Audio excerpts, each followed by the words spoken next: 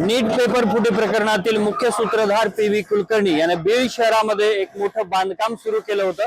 या ठिकाणी सुरू असलेलं हे बांधकाम अनधिकृत आणि विनापरवाना असल्याचं नगरपालिकेने स्पष्ट केलं होतं।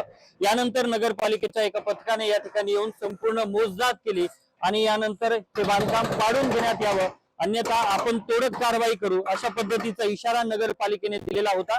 या इशाऱ्यानंतर आता स्वतःहून पी.व्ही. कुलकर्णी आणि त्याचे जे इतर या संपत्तीतील हिस्सेदार आहेत किंवा यामधील जे त्याचे पार्टनर आहेत त्यांच्याकडून आता स्वतःहून जे अनधिकृत बांधकाम आहे, जे विनापरवाना बांधकाम आहे ते आता तोडलं जात असल्याचं पाहायला मिळतंय। एकूणच पी.व्ही. कुलकर्णी हा नीट घोटाळा प्रकरणातील मुख्य सूत्रधार असून त्याची बीडमध्ये अशा पद्धतीने संपत्ती समोर आल्याच्या नंतर आणि विनापरवाना अनधिकृतपणे हे बांधकाम सुरू असल्याचे समोर आल्याच्या नंतर ते तोडलं जावं अशा प्रकारची देखील मागणी सुरू होती आणि यानंतर नगरपालिकेने नोटीस बजावून तात्काळ हे विनापरवाना आणि अनधिकृत सुरू असलेले हे बांधकाम पाडण्यात यावं अशा प्रकारचा इशारा दिला होता, अन्यथा आपण हे बांधकाम काढू असं सांगितलं गेलं होतं। मात्र आता तत्पूर्वी पी.व्ही. कुलकर्णी आणि त्याच्या लोकांकडून हे बांधकाम जे अनधिकृत सुरू होतं ते स्वतःहून पाडलं जात असल्याचं आणि या बांधकामावरती सध्या बुलडोजर सुरू असल्याचं सध्या बीड मध्ये आपल्याला पाहायला मिळतंय।